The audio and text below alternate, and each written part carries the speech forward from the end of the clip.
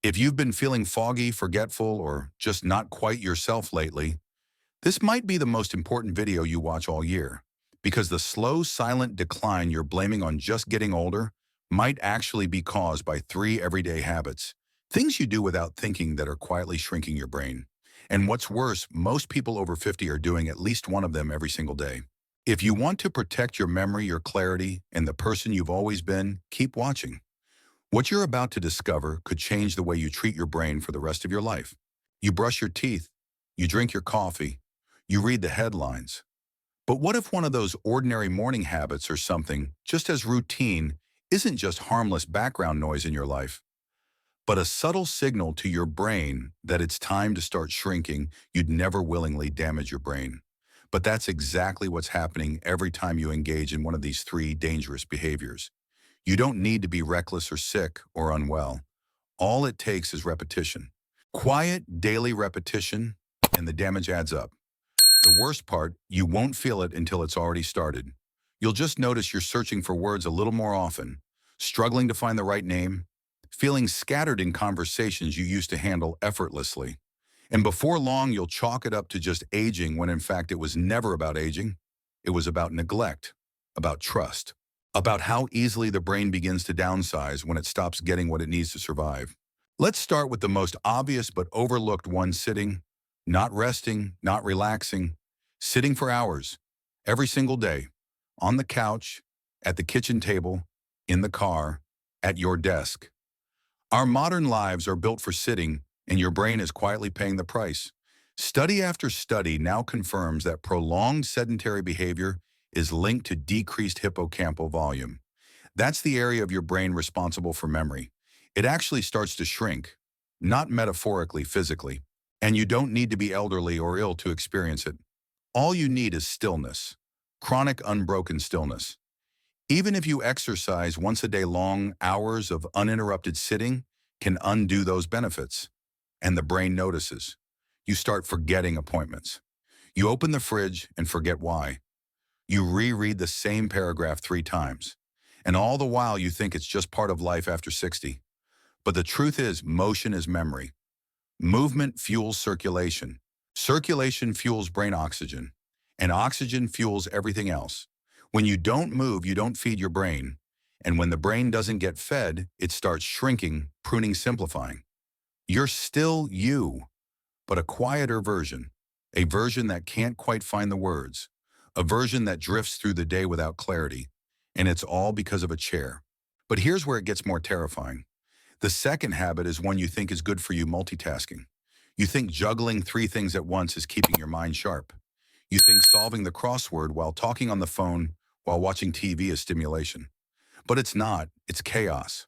Multitasking has now been shown to decrease gray matter density in the anterior cingulate cortex. That's the part of your brain that helps you regulate attention and decision-making. In simpler terms, the more you multitask, the worse your brain gets at choosing what to focus on. You begin to drift, lose track, get frustrated faster. Your thoughts feel scrambled. Your focus feels like static, and your confidence starts to crack. You begin questioning your intelligence, not because you're losing it, but because you're scattering it across too many tabs in your mental browser. You think you're being productive, but your brain knows the truth. It's starving for depth, for stillness, for one clean thought at a time. Because true memory, true clarity happens when your mind can breathe. Now, the third habit is one nobody wants to admit: to emotional suppression. That moment when something bothers you and you say nothing. That lifelong training of be strong, stay calm, don't cause trouble. You've done it for decades, and now it's become automatic. But here's the hidden cost: when you suppress your feelings, especially grief, fear, anger, and even joy, you rob your brain of one of its most powerful tools for memory: emotion. Emotion is the glue that makes memories stick. Think back, what do you remember most vividly? Not what you had for lunch last Tuesday, but the day your grandchild was born, the moment someone broke your heart, the time you laughed so hard it hurt. All vivid, all emotional. But now, in the name of maturity or peace, you mute yourself. You swallow the lump in your throat. You nod politely through hurt, and your brain stops bookmarking experience. It stops paying attention. It dulls, it flattens. And slowly you begin to feel like a ghost in your own life there, but not fully present. Not because you don't care, but because your brain no longer sees the need to hold on to anything that doesn't feel alive. Each of these three habits, sitting too long, multitasking constantly and suppressing emotions, has a cumulative effect. Separately, they chip away at your sharpness. Together, they conspire to make you forget who you were, not all at once, but quietly, efficiently. You become less curious, less engaged, less reactive. And while your loved ones may not notice it at first, you will. You'll feel the dimming from the inside, and you'll wonder if it's just what happens. But it's not inevitable. It's a warning, a signal, a chance to disrupt the decay before it cements, because your brain is still listening, still responding, still capable of renewal. But it's waiting for you to stop sitting through life, stop splitting your focus, and stop hiding how you feel. And now that you've seen the surface of these habits, it's time to go deeper. Because the danger isn't just in what these behaviors do to your memory, but what they do to your identity. When your brain shrinks, it doesn't just lose data, it loses definition. You don't just forget things, you forget how it felt to be fully alive. And for many seniors, the scariest part isn't forgetting names or keys, it's waking up and not feeling like yourself. Like your edges have been rounded off. Like the sparkle you once had is just gone. And that's no accident. That's the silent effect of brain shrinkage. It happens not in crashes, but in whispers in every quiet moment you choose to coast instead of engage to numb, instead of feel to multitask instead of focus. So let's return to sitting. Think about how many hours in the day your body is still. Added up breakfast TV, scrolling your phone, reading, driving, waiting, eating again, more TV, maybe a nap. And suddenly the body that was once built for motion is static for 10 to 12 hours a day. You tell yourself you're resting, but what you're really doing is training your body to slow down permanently. And as your muscles weaken, your blood flow slows, your lymphatic system stagnates, and worst of all, your brain starves for oxygen and stimulation. A sitting brain becomes a shrinking brain. It begins to prune connections. Synapses that aren't used get trimmed away like overgrown vines. And eventually you find yourself struggling to process things that used to come naturally. Not because you're broken, but because your brain thinks you've stopped needing them. Use it or lose it is more than a saying, it's your biology. And if you think a 30-minute walk once a day cancels that out, think again. The research is clear, even with moderate daily exercise, prolonged sitting still increases brain atrophy risk. So what do? You break the pattern, stand up every 30 minutes, walk while you talk on the phone, stretch before every meal, use commercials as reminders to move, not just for your heart, but for your mind. Because every step you take sends blood oxygen and nutrients to the very center of memory, cognition, and creativity. Movement tells your brain, I still need you. I still care. Now about multitasking. You've been told for years that doing many things at once keeps you young, keeps you sharp. But that's a lie built on outdated science and modern busyness. What really keeps you sharp is deep work, focus, immersion, the ability to sit with one task and give it your full attention until it's complete. Multitasking, on the other hand, splits your focus into fragments. Your brain bounces between channels like a radio with no signal. And while you may feel busy, what you're really doing is weakening your ability to retain, to connect, to reflect. You're creating shallow imprints instead of deep grooves. And shallow imprints fade fast. You start a task, get distracted, come back, but your mind doesn't remember where it left off. So you reread, rethink, reprocess. That extra work feels exhausting, and you blame your age. But it's not age, it's fragmentation. And fragmentation leads to frustration, and frustration to self-doubt. So you pull back, you engage less, you trust yourself less. And your brain, sensing this retreat, prunes even more. It thinks I'm not needed here. And that's when the real loss begins, not of memory, but of will. The antidote: presence, deliberate slowness. Do one thing at a time. Finish what you start. Practice mindful habits. When you drink tea, just drink tea. When you talk to someone, put the phone down. Let your attention stretch, strengthen, breathe. You'll be amazed at how your thoughts return, how your words feel sharper, how your confidence begins to rebuild. Not because you changed your brain, but because you stopped breaking it. Now we return to the most emotional and often most dangerous habit of all suppression. For years you've been told to be strong, stay calm, hold your tongue, move on. And you did. Through loss, through conflict, through betrayal and regret. You swallowed your grief. You silenced your anger. You downplayed your joy. And now, decades later, your brain has learned emotion is not safe. Emotion is not welcome. So it turns down the volume. But when the volume goes down, so does the vividness of life. Memory isn't made of facts, it's made of feelings. You remember what moved you, not what was convenient. That's why you remember the smell of your grandmother's kitchen, the song that played the first time you fell in love, the moment someone told you goodbye. Those were moments that left a mark, and the more you allow emotion to flow, yes, even the uncomfortable ones, the more you invite your brain to keep recording, to keep remembering, to keep showing up for your life. If you suppress long enough, your brain gets the message, nothing happening here is important enough to remember. And so it stops. But it doesn't have to. You can begin today by simply allowing yourself to feel, fully, without judgment. Cry when something hurts. Laugh when something's funny. Speak when something matters. Don't let silence become your default, because silence is not peace, it's absence. And your brain, like your heart, needs presence to stay alive. All of these habits can be reversed. You don't need to be perfect. You just need to interrupt the pattern. Take breaks from sitting. Practice focused presence. Welcome emotion. These are not small acts. They are revolutionary for a brain that's been quietly shrinking from underuse, overstimulation, and emotional neglect. The longer you wait, the deeper the pruning becomes.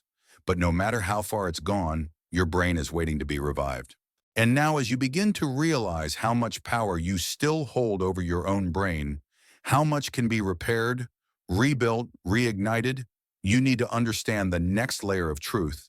The most dangerous damage isn't physical, it's psychological. Because once the habits have worn down your clarity, the next thing to fall is your belief. Your belief that you can change. Your belief that you can remember better. Your belief that your mind still matters. And this is where the slowest, most cruel form of shrinkage begins, not in your brain tissue, but in your identity. Think about it. Every time you say, I'm just not as sharp as I used to be, your brain listens. Every time you laugh off a forgotten word and say, my memory's terrible, your brain listens. Every time you stop trying to learn a new name, or resist reading a new book, or avoid a deep conversation because you're afraid you won't follow it, listens. And what does it hear? That you've given up, that it's no longer needed. And so it begins the slow retreat. Not because of disease, not because of age, but because you've stopped asking it to rise. And when you stop challenging your brain, it stops growing. Neuroplasticity, the brain's ability to change, adapt, and rewire, doesn't die with age. It dies with disuse. And that disuse is fueled by doubt.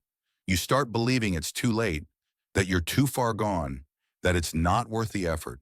And that belief is a lie, because right now your brain is still responding to everything you do. Every time you choose focus over distraction, stillness over chaos, honesty over silence, you feed the parts of your brain that preserve memory, clarity, and emotional depth. Let's return for a moment to multitasking. The world tells you multitasking is productivity, but science now says otherwise. Every switch in your attention, every jump from screen to screen, topic to topic comes at a cost. Your prefrontal cortex, the area responsible for decision-making and short-term memory, burns more energy with every switch. And over time, that burn becomes fatigue. That fatigue becomes fog. And the fog becomes fear. You start avoiding complexity. You start shrinking your world. You only go where it's familiar, where nothing's too demanding. And while that feels safe, it's the kind of safety that starves your mind. Now think about what the opposite would look like. One single task, one conversation without checking your phone, one afternoon of reading without background noise, one memory recalled slowly and fully, not rushed or second-guessed. That's not just mental hygiene. That's brain repair. That's how you build neural resilience. And when you do it daily, your clarity starts to return, not all at once, but in flashes. A sharper word, a stronger recollection, a deeper conversation. And you realize your brain was never gone. It was just waiting for you to come back. And with sitting, the damage isn't just about blood flow, it's about rhythm. When you sit all day, your body loses its natural cadence. the rise and fall of movement, the pulse of activity that tells your nervous system I'm alive. Without that rhythm, your sleep suffers, your digestion slows, your energy dips, and your mind drifts. Not just into forgetfulness, but into apathy. The kind where you stop noticing details, stop caring about ideas, stop engaging with beauty, and you lose the very things that make life worth remembering. So start small. Stand up during every commercial. Pace while you talk. Take a walk after dinner instead of sitting in silence. These aren't just health tips, they're declarations. You're telling your brain, I still need you. I still trust you. I still want to remember this life. And finally, we must confront the emotional piece. Because the habit of suppression is a legacy many of us inherited from generations that didn't talk about feelings. And you've survived so much losses, you didn't speak of fears. You buried joys you downplayed to keep the peace. But every emotion you silence becomes a memory you lose. Because memory is built not just on what happened, but on how it felt. And when you mute those feelings, you strip the memory of its anchor. You leave it floating ungrounded and eventually forgotten. The healing begins when you start giving yourself permission again. Permission to feel everything, to cry when a memory stirs, to laugh loud even if no one else is, to get angry about what hurt you, to be honest when you're afraid. These are not signs of weakness. They are signals of memory and motion. They tell your brain this matters. Record this. Hold on to this. And when you live this way, emotionally present, physically active, mentally focused, you create a life worth remembering, a brain worth protecting, a mind that doesn't just age, it expands. You don't need to be perfect. You don't need to change overnight. But you do need to interrupt the patterns that are shrinking your brilliance. And you can. Right now, you just have to decide, what do you want your mind to be like 5 years from now, 10 years from now? Do you want to look out the window and wonder where you went? Or do you want to open your eyes and feel more alive than ever? So here you are. 4 decades, maybe 5 or 6 of living, surviving, showing up every day through noise, change, loss, joy, and ordinary routines. And your brain, it's been with you through it all, quietly shaping your story, holding your memories, processing every thought, every word, every glance, every sound. But now after all it's done, it's shrinking. Not because you're broken, not because you're old, but because you were never told how to keep it growing. And that changes today, because now you know. Now you see the truth behind the blur, the danger behind the distractions, the cost of the habits you once thought harmless. Let's bring it all together. Sitting, it's not just comfort, it's silent erosion. Every hour your body stays still without a break, your brain gets less oxygen, less stimulation, less reason to keep its edges sharp. The solution? Interrupt it. Don't train your body to rest 12 hours a day and expect your brain to stay alert. Walk, stand, breathe deeply. Even if it's just 1 minute every half hour, those minutes are rescue missions. They bring blood back to your hippocampus. They tell your nervous system we're still in this. Then multitasking, what once seemed like a badge of competence, is now a thief in disguise. It steals your depth, your attention, your ability to follow a thought to its end. You don't need to prove anything by doing 3 things at once. What really proves your strength? Finishing one meaningful thing with full presence, listening to someone with both ears, reading something without glancing at your phone, letting silence stretch long enough to hear your own thoughts again. That is the brain's favorite nourishment depth. And emotional suppression? This one is heavy. It's the habit that cost you the most. Because it didn't just steal memories, it convinced you you didn't deserve to feel them. That strength meant silence. That calm meant swallowing your truth. But now you know emotion is the anchor, the tag, the pulse that keeps your story alive. When you feel, you remember. When you feel, your brain lights up in color. And the more you feel, the more you stay rooted in your identity. Not the polished, polite version, but the raw, vivid one that's never stopped existing inside you. So what happens if you do nothing? If you stay seated, stay distracted, stay silent? Your brain will do what it was designed to do, adapt. But it will adapt downward. It will trim its abilities to match your behavior. It will shrink not because it's dying, but because you stop telling it to grow. And that is a tragedy that happens in slow motion. So slow you may not realize until one day you forget someone's name and it doesn't come back. Or you find yourself rereading a paragraph 3 times and still not understanding it. Or worse, you wake up and don't feel excited about anything anymore. That is the ultimate loss, not just of memory, but of self. But if you choose to fight even gently, even inconsistently, you win. Because your brain is always listening. It doesn't need perfection, it needs signals. Every time you walk, you tell it, I still need you. Every time you choose one task over 3, you say, I value clarity. Every time you let yourself cry or laugh or speak your truth, you scream, I'm still alive in here. And the brain responds. It begins to regenerate, build, stretch, connect. It stops pruning and starts reaching. This is the part no one tells you. Brain shrinkage isn't just a condition, it's a conversation. And the only way to change it is to change the way you live.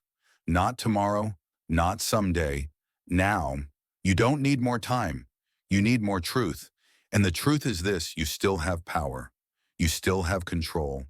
You still get to choose what kind of mind you carry into the next 10 years. So choose a mind that moves, a mind that focuses, a mind that feels. Don't chase youth. Chase vitality. Don't seek perfection. Seek presence. The person you were at 30 is not gone. They're still inside the mind you build every day. And you can build a mind that remembers, a mind that thinks clearly, a mind that stays awake. It's not too late. It never was. Because this isn't about fear, it's about ownership. It's about finally choosing to stop living on autopilot and start living like your brain depends on it. Because it does.